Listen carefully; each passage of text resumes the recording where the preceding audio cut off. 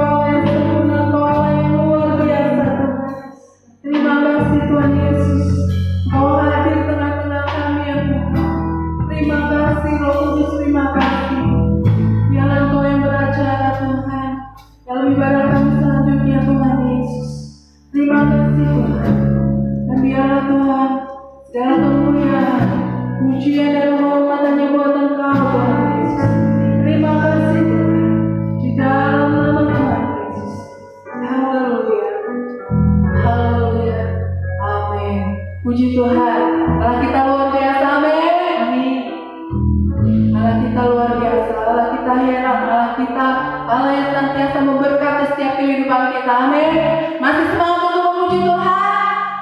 Amin. Haleluya. Mari kita masuk gerbangnya dengan penuh ucapan syukur. Mari masuk gerbangnya. Amin.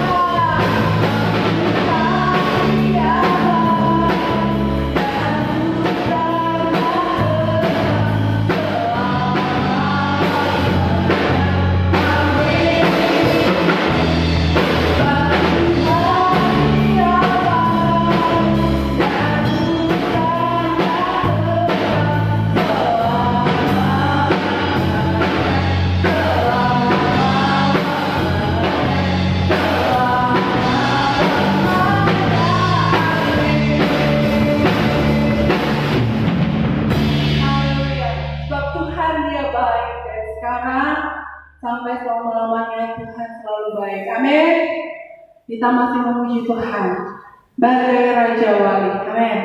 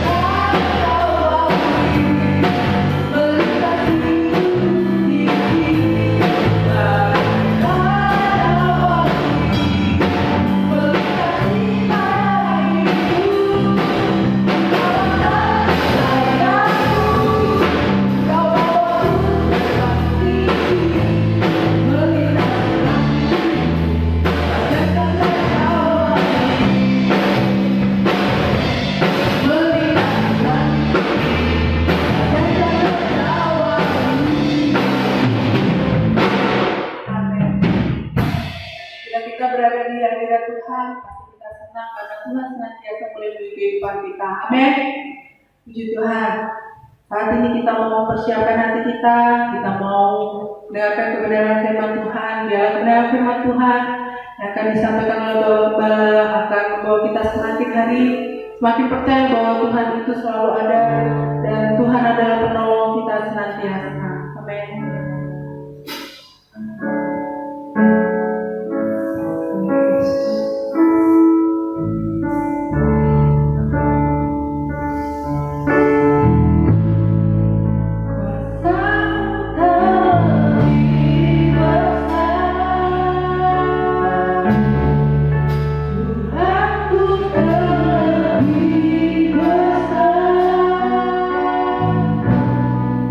Kau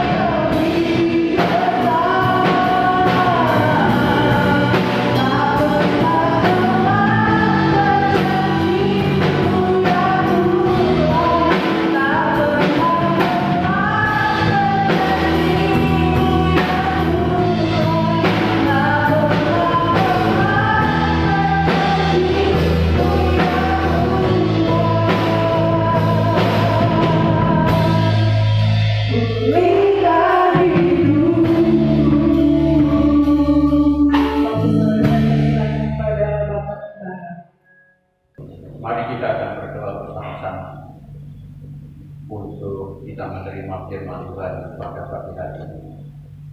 Terima kasih Tuhan, pagi hari ini kami boleh berada di dalam hadirat-Mu, duduk diam untuk mendengarkan sebagian daripada kebenaran firman-Mu. Mari Tuhan, Engkau singkapkan rahasia kebenaran firman pagi hari ini. Roh Kudus mengurapi hamba untuk menyampaikan isi hati-Mu bagi kami semuanya ya Tuhan. Firman Allah yang penuh kuasa menyembuhkan kami semua dari segala sakit, penyakit, dan kelemahan. Dan firman Allah yang penuh kuasa itu memberikan kekuatan baru bagi kami semua dan menjadi jawaban dalam setiap pergumulan kami semua ya Bapak. Mari Tuhan, Engkau sertai pemberitaan firman dengan tanda-tanda ajaib dan mujizat-mujizat. Dan mari Engkau berkati kami semua dengan firman pada pagi hari Tuhan. Kami sambut firman Allah ini di dalam nama Tuhan Yesus Kristus Juru Selamat kami. Amin. Salam Bapak Ibu Saudara sekalian dikasih oleh Tuhan.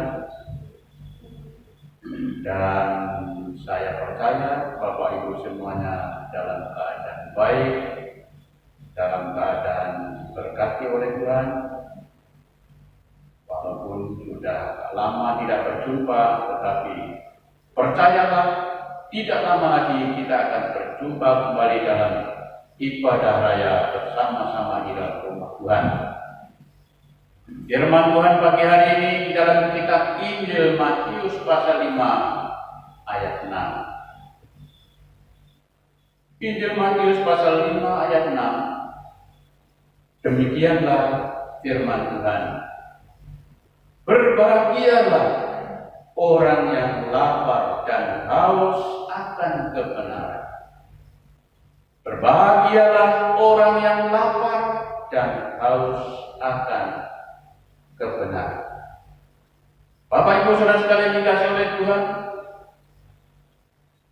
Tuhan Yesus Kristus Dia berkhotbah di atas bukit. Dan dalam ayat 6 ini adalah ayat ini termasuk salah satu ayat terpenting dalam khotbah Tuhan Yesus di bukit itu. Saya katakan ayat ini adalah ayat termasuk ayat terpenting. Kenapa? Oleh karena ayat 6 ini menjelaskan banyak hal kepada kita semua tentang kebenaran-kebenaran Allah ini. Menjelaskan kepada kita semua bahwa syarat dasar dari semua kehidupan rohani adalah lapar dan haus akan kebenaran. Jadi saya katakan bahwa ayat 6 dalam kitab Injil Matius pasal 5 ini termasuk salah satu ayat terpenting dalam khotbah Tuhan Yesus di bukit. Kenapa? Oleh karena menjelaskan kepada kita bahwa syarat dasar dari semua kehidupan rohani bagi orang-orang percaya adalah lapar dan haus akan kebenaran. Nabi Musa, dia seorang hamba Tuhan, dia seorang nabi, dia adalah seorang yang lapar dan haus akan kebenaran itu. Di dalam kitab Keluaran pasal 33 ayat 13, Nabi Musa dia mengatakan, maka sekarang jika aku kiranya mendapat kasih karunia di hadapanmu, beritahukanlah kiranya jalanmu kepadaku, sehingga aku mengenal engkau, supaya aku tetap mendapat kasih karunia di hadapanmu. Ingatlah bahwa bangsa ini adalah umatmu. Nabi Musa dia katakan kepada Tuhan, Dengan rasa haus dan lapar akan kebenaran itu, ia mengatakan, maka sekarang Tuhan, jika aku kiranya mendapat kasih karunia di hadapan-Mu, beritahukanlah kepadaku kiranya jalan-Mu kepadaku, sehingga aku mengenal Engkau, supaya aku tetap mendapat kasih karunia di hadapan-Mu. Maka di dalam ayat yang berikutnya, di dalam ayat yang ke-17, berfirmanlah Tuhan kepada Musa, juga hal yang telah kau katakan ini akan kulakukan, karena kau telah mendapat kasih karunia di hadapanku dan aku mengenal engkau. Lalu ayat yang ke-18, kembali Musa menjawab, tetapi jawab Musa, perlihatkanlah kiranya kemuliaan-Mu ya Tuhan kepadaku. Rasa haus dan lapar terjadi kepada Musa. Dia rindu supaya Tuhan akan menunjukkan jalannya kepada Musa, supaya Musa lebih mengenal lagi lebih dalam kepada Tuhan. Musa rindu supaya Tuhan selalu membimbingnya, sehingga dia tidak akan pernah berjalan menyimpang daripada kebenaran itu. Tuhan, perlihatkanlah kiranya kemuliaan-Mu kepadaku. Kerinduan yang amat dalam kepada Musa terhadap Tuhan, supaya Tuhan akan memperlihatkan kemuliaan-Nya di dalam dirinya.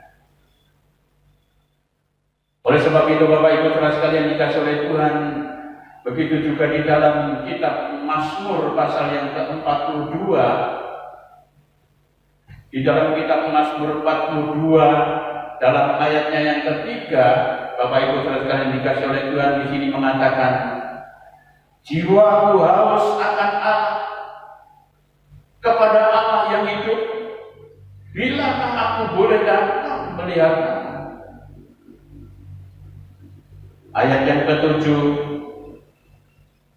jiwaku tertekan dalam diriku, sebab itu aku teringat kepadamu dari tanah sungai Yordan dan pegunungan Hermon, dari gunung Misar. Aku teringat kepadamu. Ya. Ada kalanya manusia ini sudah tidak ingat lagi dengan Tuhan. Ketika dia dalam keadaan menderita, dalam keadaan susah, dia tidak bisa ingat dengan Tuhan, apalagi rindu, apalagi haus dan lapar akan Tuhan.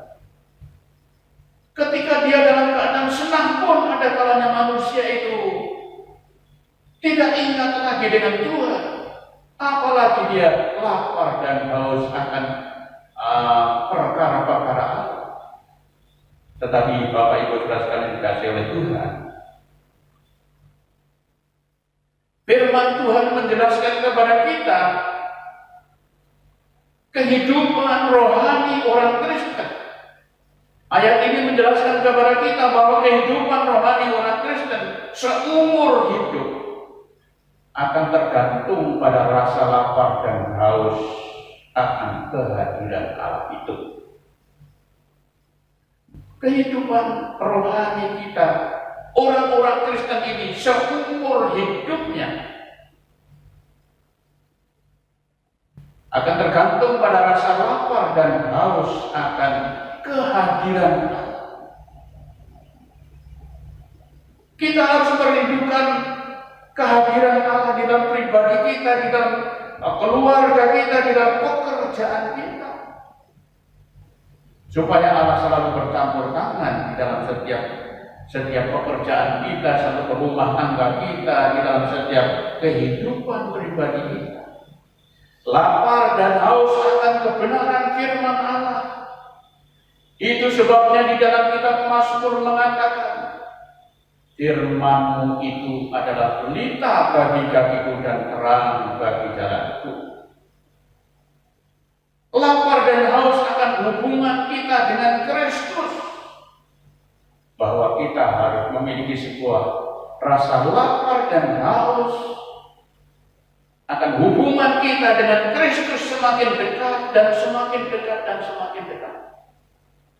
Lapar dan haus akan persekutuan Roh Kudus terjadi di dalam hidup kita, karena Roh Kudus itu mengingatkan kita semua sehingga kita itu tetap berada di dalam kehidupan yang berkenan kepada Tuhan.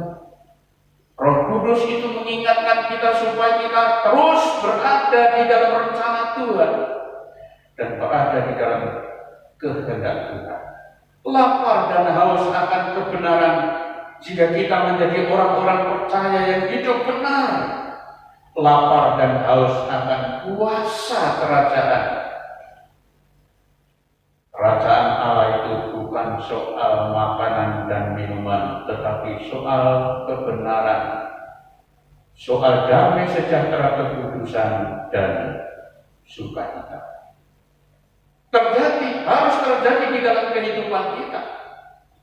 Dan lapar, haus akan kedatangan Tuhan kali yang kedua. Bahwa kita tidak boleh lupa bahwa Yesus itu akan datang kembali untuk kali yang kedua. Kapan itu waktunya? Tuhan tidak kasih tahu jam berapa, hari apa, dan tahun berapa. Tetapi Tuhan menegaskan kepada kita berjaga-jaga dan berdoa. Sehingga ketika Tuhan itu datang akan menjemput kita bersama-sama ke surga. Kemudian yang ketiga, Bapak Ibu saudara sekalian dikasih oleh Tuhan, kelaparan dan kehausan orang Kristen terhadap perkara Allah, terhadap kebenaran, bisa lenyap oleh kekhawatiran. Ketika seseorang dalam keadaan khawatir, Tuhan Yesus yang mengatakan, adakah kekhawatiran itu menyelesaikan masalahmu? Tidak. Kekhawatiran yang menguasai hidup manusia itu akan melenyapkan rasa haus dan lapar akan perkara-perkara hal itu. Tipu daya kekayaan, manusia sibuk dengan kekayaannya, menjaga kekayaan yang ada di sana, menjaga kekayaan yang ada di sini, yang di sebelah sana, dan macam-macam, sehingga mereka itu lupa dengan Tuhan, tidak memiliki sebuah kerinduan, tidak merasa lapar dan haus akan Tuhan, tidak merasa lapar dan haus akan perkara-perkara Allah.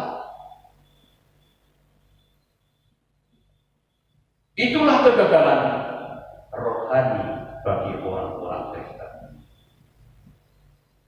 Dan ketika rasa lapar dan haus terhadap perkara Allah itu sudah tidak ada lagi pada orang-orang percaya, maka mereka itu bukan hanya gagal rohani, tetapi mereka itu akan mati secara rohani. Orang yang gagal rohani, mereka akan murtad meninggalkan Tuhan. Orang yang mati rohani, mereka itu memang orang itu Kristen, tetapi mereka tidak pernah menjadi orang yang takut akan Tuhan. Mereka tidak pernah beribadah kepada Tuhan. Mereka tidak pernah bertobat sungguh-sungguh kepada Tuhan. Orang yang mengalami kegagalan rohani tidak akan pernah mendapat bagian di dalam kerajaan surga. Begitu juga orang yang mati secara rohani, mereka juga tidak akan mendapat bagian di dalam kerajaan surga. Oleh sebab itu Tuhan Yesus yang menekankan kepada kita, berbahagialah orang yang lapar dan haus akan kebenaran itu, sebab mereka akan mendapatkan pengampunan, akan mendapatkan keselamatan baik pada waktu di dunia ataupun setelah selesai kehidupan di dunia ini. Demikian firman Tuhan renungan pada pagi hari ini. Biarlah kiranya Tuhan memberkati kita dengan firman Tuhan pagi ini, dan mari kita akan berdoa bersama-sama. Terima kasih Tuhan, kami bersyukur atas segala kebenaran firman yang singkat ini. Biarlah Roh Kudus sendiri mengerjakan lebih dalam dan lebih sempurna ke dalam setiap pribadi kami, supaya firman-Mu itu menjadi rema dalam hidup kami. Jadikan kami yang menjadi hamba-hamba, menjadi orang-orang percaya yang selalu memiliki rasa haus dan lapar akan perkara-perkara Allah, akan perkara-perkara surgawi, sehingga kehidupan kami senantiasa diberkati oleh Tuhan, senantiasa berada bersama-sama dengan Engkau sampai selama-lamanya. Oleh sebab itu, pada pagi hari ini kami berdoa, Tuhan kiranya menjagai seluruh jemaat-Mu yang pada saat ini beribadah bersama-sama dengan kami di rumah masing-masing. Tuhan, dijauhkanlah mereka ini dari segala sakit penyakit, dijauhkan dari segala malapetaka bara bahaya. Kuasa setan, iblis, roh jahat, roh maut, itu semua kami tolak dalam nama Yesus Kristus. Dijauhkanlah kami semua dan seluruh jemaat ini dari segala wabah penyakit, penyakit menular, corona, itu semua juga kami tolak di dalam nama Yesus Bapa. Tetapi Tuhan akan tutup bungkus kami dengan darah-Mu yang penuh kuasa, sehingga kami semuanya dan seluruh jemaat selalu dalam keadaan aman, sentosa, dan selamat ya Tuhan. Dan juga kami tak henti-hentinya kami berdoa buat bangsa dan negara kami, pemerintahan kami, Bapak Presiden, Wakil Presiden, Menteri-menterinya, begitu juga ya Tuhan para kepala daerah, baik itu Bapak Gubernur, Wali Kota, Bupati, Camat, Lurah, dan sampai kepada RT dan semua masyarakat di seluruh Indonesia ini. Mari Tuhan tolong, Engkau akan selamatkan, Engkau akan melindunginya, Engkau akan memberkati, dan Engkau akan mencukupi. Tuhan memberkati sehingga tidak ada ya Tuhan seorang pun yang mati kelaparan. Akan tetapi Tuhan akan memelihara seluruh umat manusia di muka bumi ini. Mereka akan senantiasa berada di dalam lawatan Tuhan, berada di dalam ya Tuhan, pimpinan Tuhan sampai selama-lamanya. Karena kami tahu persis ya Tuhan bahwa di balik peristiwa yang mengerikan ini, Tuhan mempunyai sebuah rencana yang indah dalam hidup kami, supaya semua orang dapat mengenal Engkau, semua orang dapat percaya kepada Engkau, semua orang menjadi orang yang takut akan Allah sampai selama-lamanya. Terima kasih Bapak, ampunilah kami semua, bangsa dan negara kami ini, rakyat Indonesia ini Bapak, dari segala dosa ataupun kesalahan. Biarlah Tuhan akan memberikan terang bagi jalan kami, memberikan terang hati dan pikiran kami semua, memberkati ya Tuhan bangsa Indonesia ini, sehingga selalu dalam keadaan aman, sentosa, dan selamat. Terpujilah Engkau Bapa kekal sampai selama-lamanya. Kami berdoa serta bersyukur, dan kami akhiri ibadah pagi hari ini di dalam nama Tuhan Yesus Kristus, Juru Selamat kami. Bapak Ibu Saudara sekalian dikasih oleh Tuhan, terimalah berkat-berkat yang daripada Tuhan, anugerah yang dari Allah Bapa, cinta kasih yang daripada Tuhan Yesus Kristus, serta persekutuan Roh Kudus menyertai kita mulai hari ini sampai Maranatha. Tuhan Yesus Kristus datang kali yang kedua. Haleluya. Amin. saudara-saudari semuanya yang berada di rumah, yang sudah menonton video online ibadah kita, saya ucapkan terima kasih dan saya menghimbau bagi Bapak Ibu Saudara sekalian untuk memberikan persembahan dan dapat ditransfer ke rekening di samping ini. Terima kasih, Tuhan Yesus memberkati.